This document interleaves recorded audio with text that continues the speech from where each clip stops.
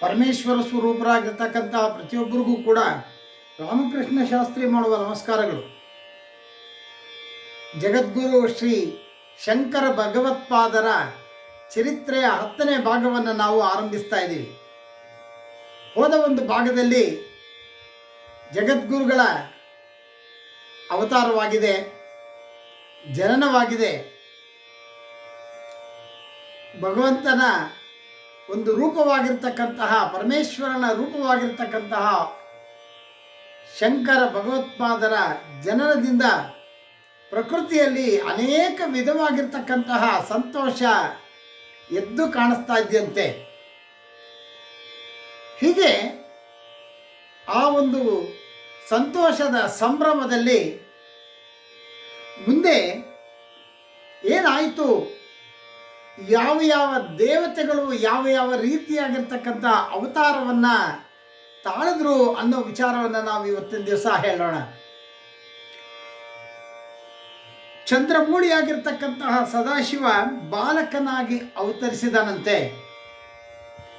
ದೇವತೆಗಳಲ್ಲಿ ಬಹು ಮುಖ್ಯವಾಗಿರ್ತಕ್ಕಂಥವರು ಭೂಲೋಕದಲ್ಲಿ ಶಸ್ತ್ರಾಸ್ತ್ರ ಪಂಡಿತರ ಸಜ್ಜನರ ವಂಶದಲ್ಲಿ ಅವರು ಹುಟ್ಟಿದಾರಂತೆ. ಲಕ್ಷ್ಮೀಪತಿಯಾಗಿರ್ತಕ್ಕಂತಹ ಮಹಾವಿಷ್ಣು ವಿದ್ಯಾನಿಧಿಯಾದ ವಿಮಲ ಅಂತಕ್ಕಂತಹ ಬ್ರಾಹ್ಮಣನಿಂದ ಜನಿಸ್ತಾನಂತೆ. ಮುಂದೆ ಇದೇ ವಿಷ್ಣು ಪದ್ಮಪಾದ ಅಂತ ಹೆಸರಿನಿಂದ ಕರೆಯಲ್ಪಡ್ತಾನೆ ಅನ್ನೋ ವಿಚಾರವನ್ನು ನಾವು ಮುಂದೆ ಹೇಳೋಣ. ಹಾಗೆ ಈ ಪದ್ಮಪಾದರು ಪ್ರತಿವಾದಿಗಳನ್ನು, ಅವರ ಕೀರ್ತಿಗಳನ್ನು ನಾಶ ಮಾಡ್ತಕ್ಕಂತಹ ವಿದ್ವಾಂಸರಾಗಿದ್ದರಂತೆ. ಯಾವ ಪ್ರತಿವಾದಿಗಳಿದ್ದರೂ ಅವರ ಎಲ್ಲ ಕೀರ್ತಿಗಳನ್ನು ಕೂಡ ನಾಶ ಮಾಡ್ತಕ್ಕಂತಹ ಅತಿ ವಿದ್ವಾಂಸರಾಗಿದ್ದರಂತೆ. ವಾಯುದೇವ ಪ್ರಭಾಕರ ಅಂತಕ್ಕಂಥ ವಿದ್ವಾಂಸನ ಪುತ್ರನಾಗಿ ಜನಿಸ್ತಾನಂತೆ. ಪ್ರಭಾಕರನಾದರೂ ನಾನಾ ಯಜ್ಞಗಳನ್ನು ಮಾಡಿ ಅನೇಕ ಕೀರ್ತಿಯನ್ನು ಸಂಪಾದನೆಯನ್ನು ಮಾಡಿದವನು. ಹೀಗೆ ಅವತರಿಸಿರ್ತಕ್ಕಂತಹ ವಾಯು ಹಸ್ತಾಮಲಕಾಚಾರ್ಯ ಅಂತ ಹೇಳಿ ಭೇದವಾದವನ್ನು ದೂರಕ್ಕೆ ತಳ್ಳಿ ಹಾಕಿದಂತಹ ಮಹಾನುಭಾವ. ಅಂದರೆ ವಾಯು ಹಸ್ತಾಮಲಕಾಚಾರ್ಯ ಅಂತ ಮುಂದೆ ಪ್ರಖ್ಯಾತಿಯನ್ನು ಪಡೀತಾರಂತೆ. ಅದನ್ನು ಕೂಡ ನಾವು ಹೇಳೋಣ. ಇವರೆಲ್ಲರೂ ಕೂಡ ಶಂಕರ ಭಗವತ್ಪಾದರ ಶಿಷ್ಯರಲ್ಲಿ ಅತಿ ಮುಖ್ಯವಾಗಿರ್ತಕ್ಕಂಥವ್ರು. ವಾಯುದೇವನ 10ನೇ ಒಂದು ಅಂಶದಿಂದ ತೋಟಕಾಚಾರ್ಯರು ಜನಿಸ್ತಾರಂತೆ. ಅವರ ಕೀರ್ತಿ ಸಮುದ್ರದಲ್ಲಿ ಸಮಸ್ತ ಭೂಮಿಯೇ ತೇಲಾಡುವಂತಾಯಿತು ಅನ್ನೋ ವಿಚಾರವನ್ನು ಅವರು ಹೇಳ್ತಾ ಇದ್ದಾರೆ. ಈ ತೋಟಕಾಚಾರ್ಯನಿಂದ ಪ್ರತಿವಾದಿಗಳ ವಾದ ಅಂತಕ್ಕಂತಹ ಹಡಗು ಮುಳುಗೋಯ್ತು. ಅಂದರೆ ಅಷ್ಟು ಚೈತನ್ಯ ಪುರುಷರು, ಅಷ್ಟೊಂದು ಶಕ್ತಿ ಉಳ್ಳವರು, ಅಂದರೆ ಮಹಾಜ್ಞಾನಿಗಳು ಅಂತಕ್ಕಂಥ ವಿಚಾರವನ್ನು ಹೇಳ್ತಾ ಇದ್ದಾರೆ. ಶಿಲಾದ ಪುತ್ರನಾಗಿರ್ತಕ್ಕಂತಹ ನಂದಿ ಭೂಮಿಯಲ್ಲಿ ಅವತರಿಸ್ತಾನಂತೆ. ಅವನು ಉದಂಕ ಅಂತ ಹೆಸರಿನಿಂದ ಧರಿಸಿ ಮದಿಸಿದಂತಹ ಪ್ರತಿವಾದಿಗಳ ಸಮುದಾಯವನ್ನೇ ಸೋಲಿಸಿ ಕೀರ್ತಿವಂತನಾಗ್ತಾನಂತೆ. ಅಂದರೆ ಶಿಲಾದ ಅಂತಕ್ಕಂಥವನ ಪುತ್ರನಾಗಿ ನಂದಿ ಜನಿಸ್ತಾನಂತೆ. ಅವನು ಉದಕ ಅಂತಕ್ಕಂಥ ಹೆಸರಿನಿಂದ ಪ್ರಖ್ಯಾತನಾಗ್ತಾನೆ ನಂದಿ. ಮುಂದೆ ಬಹಳ ಮುಖ್ಯವಾಗಿರ್ತಕ್ಕಂಥ ಪಾತ್ರ ಬ್ರಹ್ಮದೇವ ಸುರೇಶ್ವರ ಅಂತಕ್ಕಂಥ ಹೆಸರಿನಿಂದ, ಅಂದರೆ ಇನ್ನೊಂದು ಹೆಸರು ಮಂಡನ ಮಿಶ್ರ ಅಂತಾನು ಕರೀತಾರೆ. ಆ ಒಂದು ಹೆಸರಿನಿಂದ ಪ್ರಖ್ಯಾತನಾಗ್ತಾನಂತೆ. ಆ ಜೊತೆಯಲ್ಲಿ ಬೃಹಸ್ಪತಿ ಆನಂದಗಿರಿ ಅಂತ ಹೆಸರಿನಿಂದನೂ ಹುಟ್ಟುತ್ತಾನಂತೆ. ಅಂದರೆ ಬ್ರಹ್ಮ ಮಂಡನ ಮಿಶ್ರ ಅಂತಾನು, ಬೃಹಸ್ಪತಿ ಆನಂದಗಿರಿ ಅಂತಕ್ಕಂಥ ಹೆಸರಿನಿಂದನೂ ಹುಟ್ಟುತ್ತಾರಂತೆ. ಅರುಣ ಸುನಂದನ ಅಂತಕ್ಕಂಥ ಹೆಸರಿನಲ್ಲಿ, ವರುಣ ಚಿತ್ಸುಕಾಚಾರ್ಯ ಅಂತ ಹೇಳಿ ಜನಿಸ್ತಾರಂತೆ. ಅಂದರೆ ಬ್ರಹ್ಮ ಮಂಡನ ಮಿಶ್ರನಾಗಿ, ಬೃಹಸ್ಪತಿ ಆನಂದಗಿರಿಯಾಗಿ, ಅರುಣ ಸುನಂದನಾಗಿ, ವರುಣ ಚಿತ್ಸುಖಾಚಾರ್ಯ ಈ ಹೆಸರುಗಳಿಂದ ಈ ಭೂಮಿಯಲ್ಲಿ ಅವತಾರವನ್ನು ತಾಳ್ತಾರಂತೆ.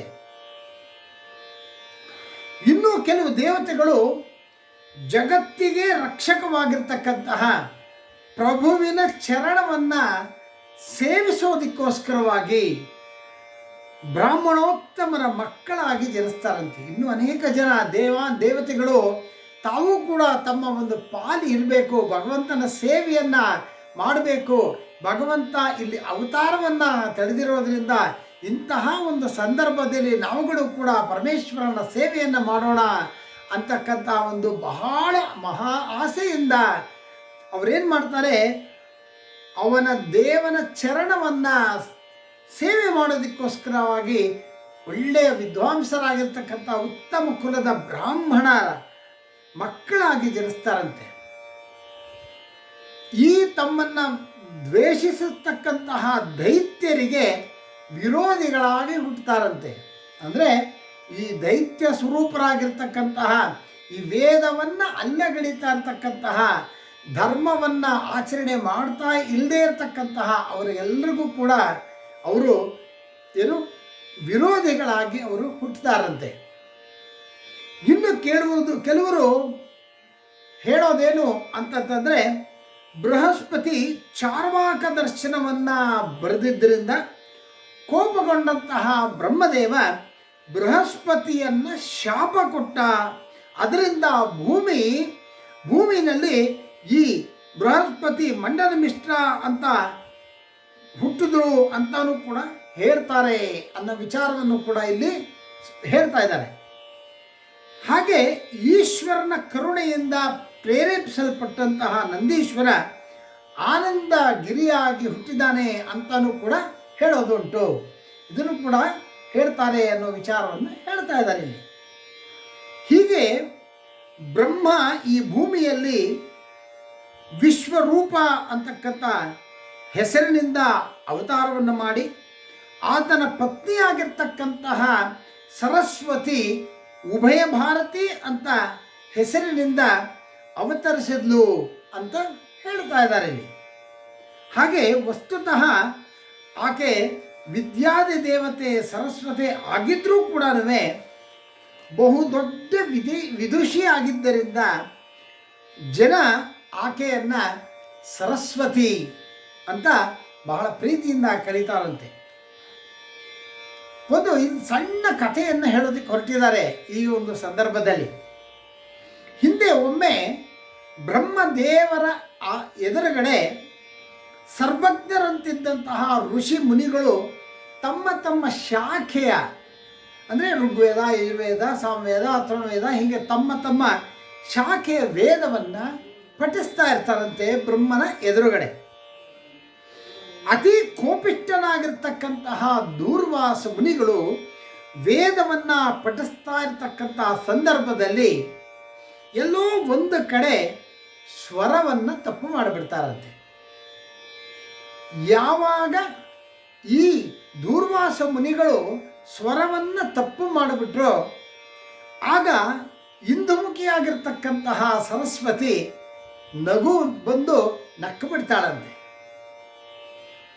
ಇದರಿಂದ ಕ್ರೋಧಿತರಾಗಿರ್ತಕ್ಕಂತಹ ದೂರ್ವಾಸ ಮುನಿ, ಎಲ್ಲ ಹೆಣ್ಣೆ, ನೀನು ನನ್ನ ನೋಡಿ ನಕ್ಕಿದೀಯ, ಅಪಹಾಸ್ಯ ಮಾಡಿಬಿಟ್ಟೆ ನನ್ನ ನೀನು. ಹಾಗಾಗಿ ಆ ಒಂದು ಸರಸ್ವತಿಯನ್ನು ವರ್ಣಜನ್ಯವಾಗಿರ್ತಕ್ಕಂಥ ಸಕಲ ಶಬ್ದ ರಾಶಿಗಳು ಅವಳ ಅಂಗವಾಗಿದೆ. ಉಗ್ರವಾಗಿರ್ತಕ್ಕಂತಹ ಈ ಶಾಪವನ್ನು ಕೊಡ್ತಕ್ಕಂತಹ ಈ ಋಷಿಯ ಕಣ್ಣಿಗೆ, ಅಂದರೆ ಕೆಂಗಣ್ಣಿಗೆ ಸರಸ್ವತಿ ಕಾಣಿಸ್ಕೊಂಡ್ಬಿಟ್ಟಿದ್ದಾಳೆ. ಯಾಕೆಂದರೆ ಅಪಹಾಸ್ಯ ಮಾಡಿದ್ಲು. ಈ ಋಷಿಗೆ ವಿಪರೀತವಾಗಿರ್ತಕ್ಕಂತಹ ಕೋಪ ಬಂದುಬಿಟ್ಟಿದೆ.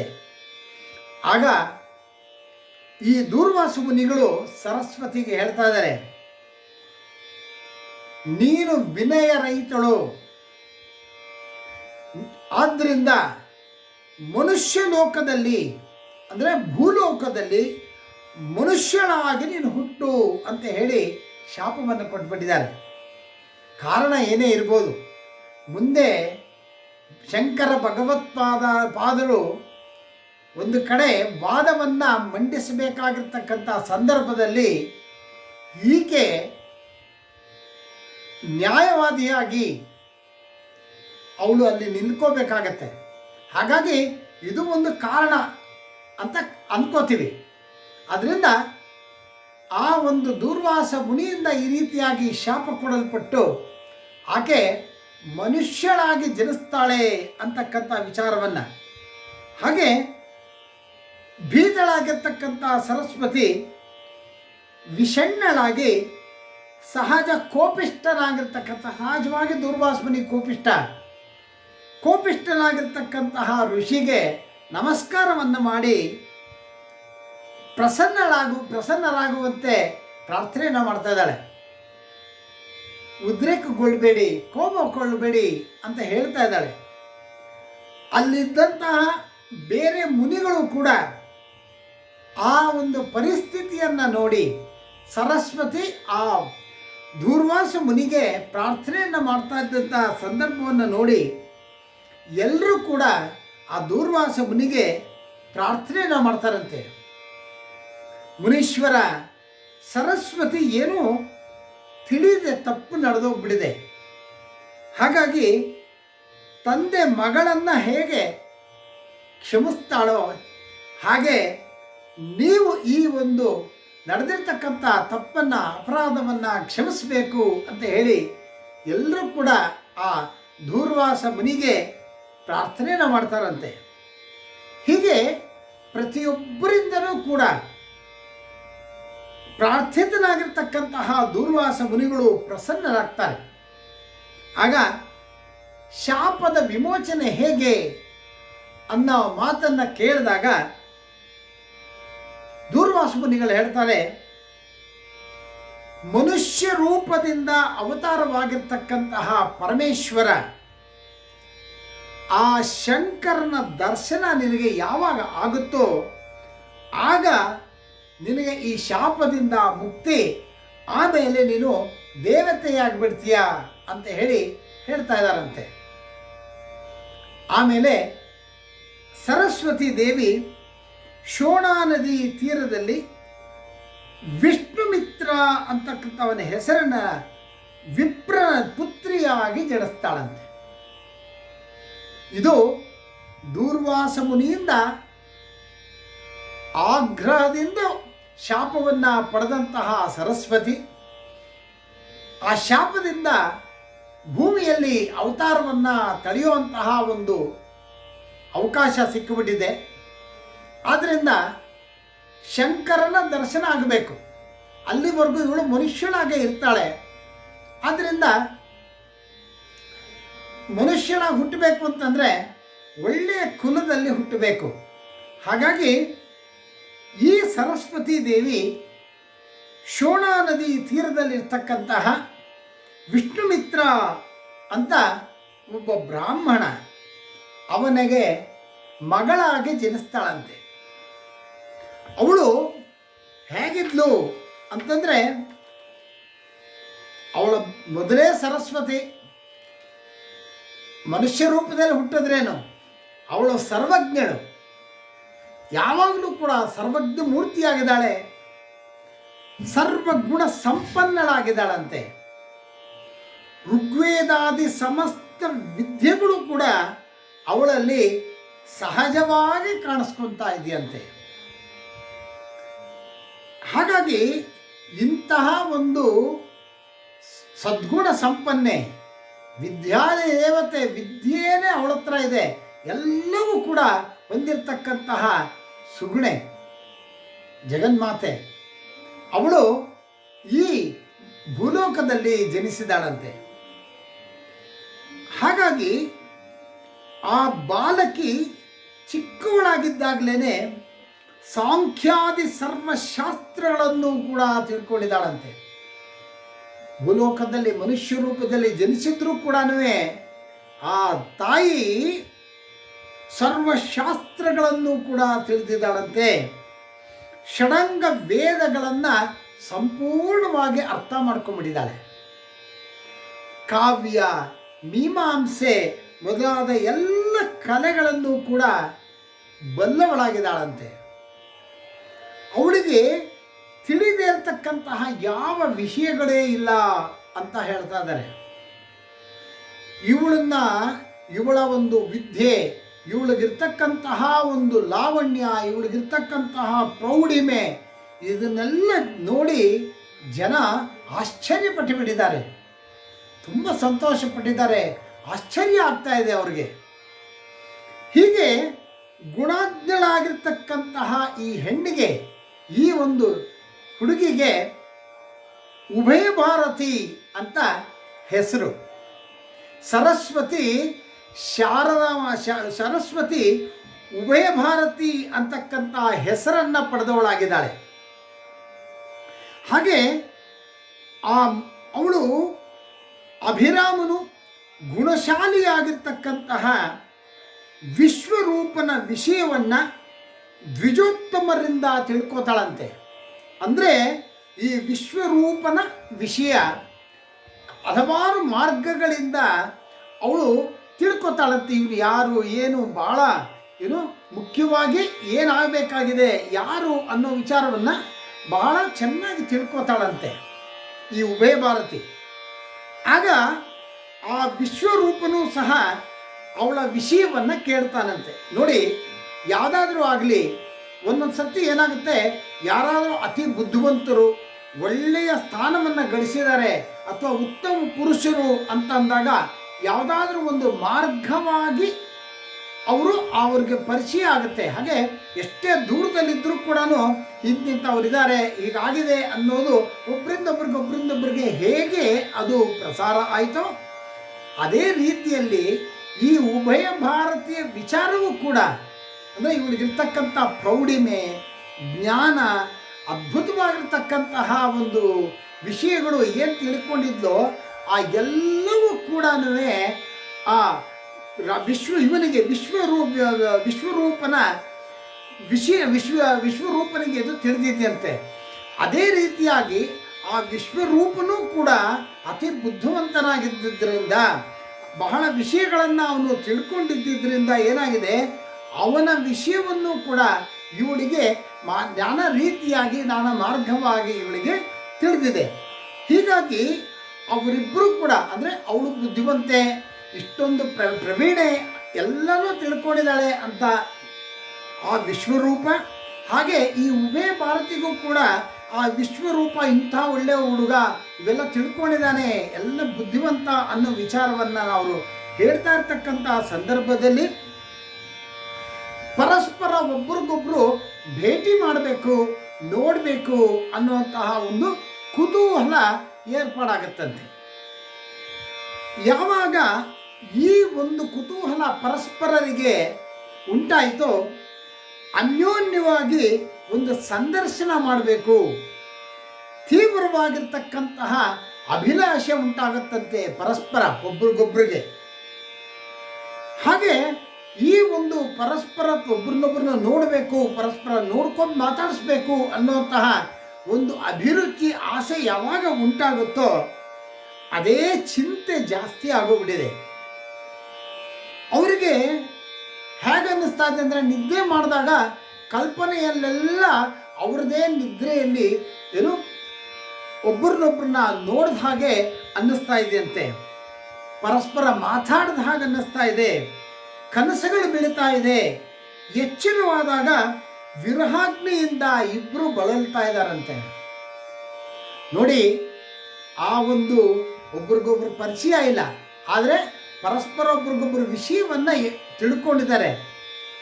ನೋಡಬೇಕು, ಮಾತಾಡಬೇಕು ಅಂತಕ್ಕಂಥ ಒಂದು ಆಸೆ, ಅಭಿಲಾಷೆ, ಅವಕಾಶ ಸಿಗ್ತಾ ಇಲ್ಲ.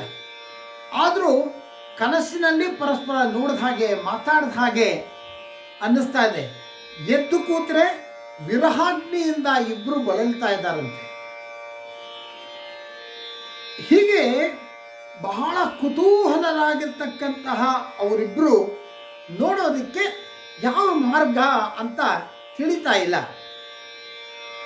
ಅನ್ಯೋನ್ಯ ವೃತ್ತಾಂತವನ್ನ ಕೇಳಿ ಮನಸ್ಸು ಅತ್ತೆ ಕಡೆಗೇನೆ ಹೋಗ್ತಾ ಇದೆ. ಮನಸ್ಸು ಚಂಚಲವಾಗಿಬಿಟ್ಟಿದೆ. ಒಬ್ಬರೊಬ್ಬರು ನೋಡಬೇಕು ಅಂತಕ್ಕಂತಹ ಒಂದು ಆಸೆ ಹುಟ್ಟಿ ಆ ಕಡೆಗೆ ಹೋಗ್ತಾ ಇದೆ. ಬೇರೆ ಎಲ್ಲೂ ಅದು ತಿರುಗ್ತಾನೆ ಇಲ್ವಂತೆ. ಈ ಒಂದು ವಿರಹದಿಂದ ಇಬ್ಬರೂ ಕೂಡ ಆಹಾರವನ್ನ ತ್ಯಜಿಸಿಬಿಟ್ಟಿದ್ದಾರೆ. ತಿನ್ನೋ ಆಹಾರವನ್ನು ಕಡಿಮೆ ಮಾಡಿಬಿಟ್ಟಿದ್ದಾರೆ. ಒಬ್ಬರನ್ನೊಬ್ರು ನೋಡಬೇಕು ಅನ್ನೋದೇ ತಲೆಯಲ್ಲಿ ತುಂಬಿಕೊಂಡು ನಿದ್ರೆ ಇಲ್ಲ, ಆಹಾರಗಳಿಲ್ಲ. ಹೀಗಿರ್ತಕ್ಕಂಥ ಸಂದರ್ಭದಲ್ಲಿ ದೇಹ ಕೃಶಿಯಾಗ್ಬಿಟ್ಟಿದೆ, ಸಣ್ಣಕ್ಕಾಗ್ಬಿಟ್ಟಿದ್ದಾರೆ. ಮುಂದೆ ಹಾಗಿದ್ರೆ ಚೆನ್ನಾಗಿ ಆ ಒಂದು ಶರೀರದ ಕಾಂತಿ ಕುಗ್ಗುತ್ತಾ ಇದೆ. ಅವರಿಬ್ಬರು ತಂದೆ ತಾಯಿಗಳು ಈ ಮಕ್ಕಳಿಬ್ಬರನ್ನು ನೋಡಿದ್ದಾರೆ. ಅವರ ತಂದೆ ತಾಯಿ ಆ ಮಗನ್ನ, ಇವಳ ತಂದೆ ತಾಯಿ ಇವಳನ್ನ. ಮಕ್ಕಳ ದೇಹದಲ್ಲಿ ಕೃಶವಾಗಿರ್ತಾ ಇರ್ತಕ್ಕಂಥದ್ದನ್ನ ನೋಡಿ, ಅಂದರೆ ತುಂಬ ತೆಗೆದೋಗ್ಬಿಡ್ತಾ ಇರೋದನ್ನ ನೋಡಿ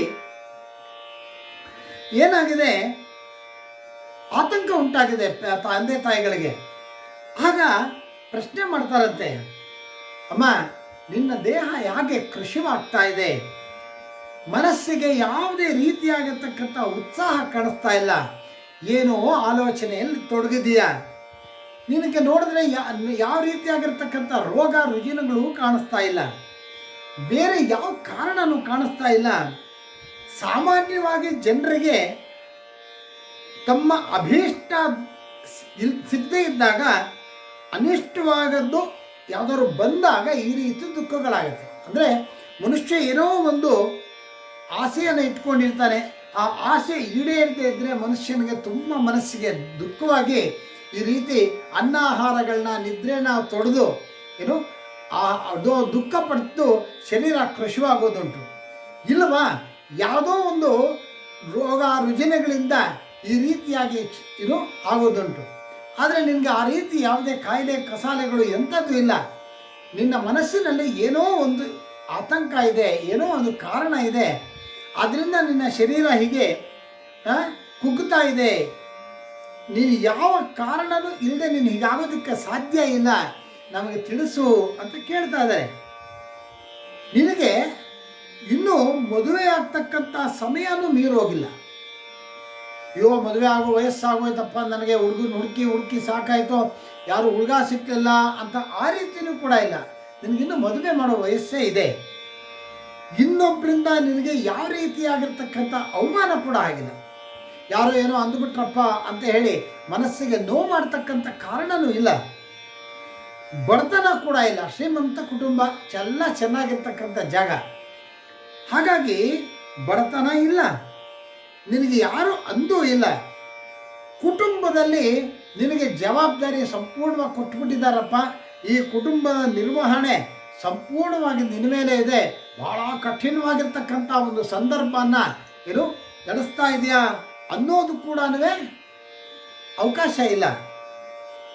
ಚಿಕ್ಕ ವಯಸ್ಸಾಗಿರ್ತಕ್ಕಂಥ ನನಗೆ ಏನಮ್ಮ ತೊಂದರೆ ಅಂತ ಅವನಿಗೆ ಅವ್ರ ತಂದೆ ತಾಯಿ ಕೇಳ್ತಾ ಇದ್ದಾರೆ. ಇವಳ ಪೋಷಕರು ಕೇಳ್ತಾ ಇದ್ದಾರೆ. ಶೋಕಕ್ಕೆ ಕಾರಣವಾಗಿರ್ತಕ್ಕಂಥ ಯಾವುದೇ ವಿಧವಾಗಿರ್ತಕ್ಕಂಥ ಮೌಢ್ಯತೆ ಇಲ್ಲ. ಯಾಕಂದರೆ ನೀನು ತುಂಬ ಬುದ್ಧಿವಂತೆ. ಯಾವ್ದಾದ್ರು ಮೌಢ್ಯಕ್ಕೆ ಒಳಗಾಗ್ಬಿಟ್ಟಿದ್ದಾಳ ಅಂದರೆ ಇಲ್ಲ, ಮೌಢ್ಯನೂ ಇಲ್ಲ ಅಲ್ಲಿ. ಅಥವಾ ವಿದ್ವಾಂಸರ ಎದುರುಗಡೆ ನಿನಗಿರ್ತಕ್ಕಂಥ ಪ್ರೌಢಿಮೆಯಲ್ಲಿ ಯಾವ್ದಾರು ಒಬ್ಬ ವಿದ್ವಾಂಸರ ಮುಂದೆ ಈ ಒಂದು ವಾದ ವಿವಾದ ನಡೆದು ಸೋತೋಗಿದೆಯಾ? ಅದು ಕೂಡ ಆಗಿಲ್ಲ. ತರ್ಕ ಪಂಡಿತರೊಡನೆ ವಾದ ಮಾಡ್ತಾ ಬಹಳ ಕಠಿಣವಾಗಿರ್ತಕ್ಕಂಥ ವಿಷಯವನ್ನು ಆಲೋಚನೆ ಮಾಡ್ತಾ ಇದೆಯಾ ಅಂದರೆ ಅದೂ ಇಲ್ಲ. ಯಾಕಂದರೆ ಯಾವುದೇ ಕಠಿಣ ವಿಷಯ ಅಂತಂದರೆ ನಿನಗೆ ಅತಿ ಸುಲಭವಾಗಿ ನೀನು ನಡೆಸ್ತಕ್ಕಂಥ ಶಕ್ತಿ ಇರ್ತಕ್ಕಂಥವಳು. ನೀನು ಹುಟ್ಟಿದಾಗಿಂದನೂ ವಿಹಿತ ಕರ್ಮಗಳನ್ನು ಸರಿಯಾಗಿ ಮಾಡ್ತಾ ಇದ್ದೀಯ. ನೋಡಿ ಎಷ್ಟು ವಿಚಾರ ಹೇಳ್ತಾ ಇದ್ದಾರೆ ಅವರು. ಯಾರಿಂದ ಸೋತಿಲ್ಲ. ವಿದ್ವಾಂಸರು ಯಾವುದಾದ್ರು ಒಂದು ವಿಷಯ ಬಗ್ಗೆ ತುಂಬ ಆಲೋಚನೆ ಮಾಡಬೇಕು ಅನ್ನೋದಿಲ್ಲ. ಮನೆಯಲ್ಲಿ ಯಾವುದೇ ರೀತಿಯಾಗಿರ್ತಕ್ಕಂಥ ಸಂಕಷ್ಟ ಇಲ್ಲ, ಅನಾರೋಗ್ಯ ಇಲ್ಲ, ಇನ್ನೊಂದಿಲ್ಲ ಮತ್ತೊಂದಿಲ್ಲ, ಯಾವುದೂ ಇಲ್ಲ. ಆಮೇಲೆ ಹೋಗಲಿ ವಿಹಿತ ಕರ್ಮಗಳು. ಈ ಬ್ರಾಹ್ಮಣರಾಗಿ ಹುಟ್ಟಿದ ಮೇಲೆ ಯಾವ ರೀತಿಯಾಗಿರ್ತಕ್ಕಂಥ ಕರ್ಮಗಳನ್ನು ನಿತ್ಯ ಮಾಡಬೇಕೋ ಅಂತಹ ವಿಹಿತ ಕರ್ಮಗಳನ್ನು ಕೂಡ ನೀನು ಬಿಟ್ಟಿಲ್ಲ. ಅದೇನಾದ್ರು ಬಿಟ್ಟಿದ್ರಿಂದ ನಿನಗೆ ಏನಾದ್ರು ಹೀಗಾಗ್ತಾ ಇದೆಯಾ ಅಂದರೆ ಅದು ಕೂಡ ಇಲ್ಲ. ಆಮೇಲೆ ಈ ನಿಷಿದ್ಧ ಕರ್ಮವನ್ನು ನೀನು ಸ್ವಪ್ನದಲ್ಲೂ ಕೂಡ ಮಾಡೋದಿಲ್ಲ. ಅಂದರೆ ನೀನು ವಿಹಿತ ಕರ್ಮಗಳನ್ನು ಸಾಂಗವಾಗಿ ಮಾಡ್ತಾ ಇದ್ದೀಯ. ಆದರೆ ಮಾನವರಾಗಿ ಮಾಡಬಾರದೇ ಇರತಕ್ಕಂತಹ ಕರ್ತವ್ಯಗಳು, ಕರ್ಮಗಳು ಏನಾದರೂ ಇದ್ದರೆ, ತಪ್ಪುಗಳು, ಮಾಡಬಾರದ ಕೆಲಸಗಳನ್ನು ಏನಾದರೂ ಮಾಡಿ ಅದರಿಂದ ಬಳಲ್ತಾ ಇದ್ದೀಯ ಅಂದರೆ ನೀನು ಅಂಥವಳು ಅಲ್ಲವೇ ಅಲ್ಲ. ನೀನು ಸ್ವಪ್ನದಲ್ಲೂ ಕೂಡ ನಿಷಿದ್ಧವಾಗಿರ್ತಕ್ಕಂಥ ಕರ್ಮಗಳನ್ನು ಮಾಡ್ತಕ್ಕವಳೇ ಅಲ್ಲ. ನೀನು ಪರಿಶುದ್ಧವಾಗಿರ್ತಕ್ಕಂಥವಳು. ನೀನು ಹೀಗಿರ್ತಕ್ಕಂಥ ಸಂದರ್ಭದಲ್ಲಿ ನರಕ ಯಾತನೆ ಯಾತಕ್ಕೆ? ಹಾಗೆ ಹೀಗೆಲ್ಲ ನಿನಗೆ ಬಾಧೆ ಆಗ್ತಾ ಇದೆ ಅಂತ ಹೇಳಿ ನೀನು ಹೆದರ್ಕೊಳ್ಳುವಂಥ ಸಂದರ್ಭ ಆದರೂ ಏನು? ಅದು ಕೂಡ ನೀನು ಏನಕ್ಕೂ ಹೆದರಬೇಕಾಗಿಲ್ವಲ್ಲ. ಆದರೂ ನಿನ್ನ ಮುಖ ಪ್ರತಿನಿತ್ಯ ಕಾಂತಿಹೀನವಾಗ್ತಾ ಇದೆ.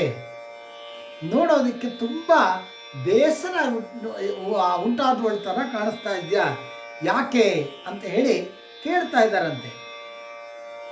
ಹೀಗೆ ಮೊರಕದಿಂದ ತಂದೆ ತಾಯಿಗಳು ಬಹಳ ದಿವಸವರೆಗೆ ಏನಾಯಿತು, ಬೆಳಗ್ಗೆದ್ರೆ ಸಾಕು ಆ ಮುಖ ನೋಡ್ಬಿಟ್ಟು ಯಾಕಮ್ಮ, ಯಾಕೆ ಹೀಗೆ ಹಿಡ್ದಿಯಾ, ಏನು ಸಮಾಚಾರ ಅಂತ ಬೆಳಗ್ಗೆದ್ದು ಕೇಳೋದೇ ಕೆಲಸ. ಈ ರೀತಿಯಾಗಿರ್ತಕ್ಕಂತಹ ಒಂದು ಮಾತುಕತೆಗಳು ಇಲ್ಲೂ ನಡೀತಾ ಇದೆ, ಅಲ್ಲೂ ನಡೀತಾ ಇದೆ. ಈ ರೀತಿ ಒಂದು ಸಲ ವಿಶ್ವರೂಪನ ತಂದೆ ತಾಯಿಯರಿಗೆ ಕೇಳಿದಾಗ ಆ ವಿಶ್ವರೂಪ ತನ್ನ ತಂದೆ ತಾಯಿಗಳು ಹೇಳ್ತಾ ಇದ್ದಾನಂತೆ, ನಿಮ್ಮ ನಿರ್ಬಂಧದಿಂದ ನಾನು ನನ್ನ ಮನಸ್ಸಿನಲ್ಲಿರೋದನ್ನು ನಾನು ಹೇಳ್ತೇನೆ ಅಂತ ಆ ಹುಡುಗ ಹೇಳ್ತಾ ಇದ್ದಾನೆ. ವಿಶ್ವರೂಪ ಪ್ರತಿನಿತ್ಯ ಯಾಕೋ ಹೀಗಾಗಿದ್ಯಾ, ಯಾಕಪ್ಪ ಹೀಗಾಗಿದೆಯಾ, ಯಾಕೆ ಹೀಗೆ ನಡ್ಕೋತಾ ಇದೆಯಾ, ಏನು ಸಮಾಚಾರ ನಿಂಗೆ ಹೇಳು ಅಂತ ಕೇಳ್ತಾನೇ ಇದ್ದರೆ ಆ ಹುಡುಗ ಏನು ಮಾಡ್ತಾನೆ, ಆ ವಿಶ್ವರೂಪ ತಂದೆ ತಾಯಿಗಳಿಗೆ ಹೇಳ್ತಾ ಇದ್ದಾನೆ, ನನ್ನ ಮನಸ್ಸಿನಲ್ಲಿ ಏನಿದೆ ಅನ್ನೋದನ್ನು ನಾನು ನಿಮ್ಗೆ ಇವಾಗ ಹೇಳ್ತೇನೆ ಅಂತ ಹೇಳ್ತಾನೆ. ಅದನ್ನು ಹೇಳಬೇಕೋ ಬೇಡವೋ ಅದು ನನಗೆ ನಾಚಿಕೆ ಆಗ್ತಾಯಿದೆ. ಯಾಕಂದರೆ ಇದು ಬಹಳ ವೈಯಕ್ತಿಕ ವಿಚಾರ ಆಗಿರೋದ್ರಿಂದ ತಂದೆ ತಾಯಿಗಳ ಹತ್ರ ಹೇಳ್ಕೊಡೋದಕ್ಕೂ ಕೂಡ ಅವನಿಗೆ ಸಂಕೋಚ. ಹಾಗಾಗಿ ಅವನು ಹೇಳ್ತಾನೆ, ನನ್ನ ಮನಸ್ಸಿನಲ್ಲಿರೋದನ್ನು ನಾನು ನಿಮಗೆ ಹೇಳೋದಕ್ಕೆ ಇಷ್ಟಪಡ್ತೀನಿ, ಆದರೆ ನಿಮ್ಮ ಹತ್ರ ಹೇಳಬೇಕೋ ಬೇಡವೋ ಅಂತ ನನಗೆ ತುಂಬ ಸಂಕೋಚ ಆಗ್ತಾ ಇದೆ, ನಾಚಿಕೆ ಆಗ್ತಾ ಇದೆ ಅಂತ ಅವನು ಹೇಳ್ತಾ ಇದ್ದಾನೆ. ಆಗ ಏನಾಯಿತು ಅನ್ನೋದನ್ನು, ಅವನು ಏನು ಹೇಳ್ದ, ಮುಂದೆ ಏನು ನಡೀತು ಅನ್ನೋ ವಿಚಾರವನ್ನು ಮುಂದಿನ ಭಾಗದಲ್ಲಿ ಹೇಳೋಣ. ಪ್ರತಿಯೊಬ್ಬರಿಗೂ ಕೂಡ ಗುರುಗಳ ಅನುಗ್ರಹ ಆಗಲಿ ಅಂತ ಪ್ರಾರ್ಥನೆಯನ್ನು ಮಾಡ್ತಾ ಶಂಕರ ಭಗವತ್ಪಾದರ ಚರಿತ್ರೆಯ ಈ 10ನೇ ಭಾಗವನ್ನು ಮುಗಿಸ್ತಾ ಇದ್ದೀನಿ. ಶುಭವಾಗಲಿ. ನಮಸ್ಕಾರ. ಶ್ರೀ ಗುರುಚರಣಾರವಿಂದಾರ್ಪಣಮಸ್ತು.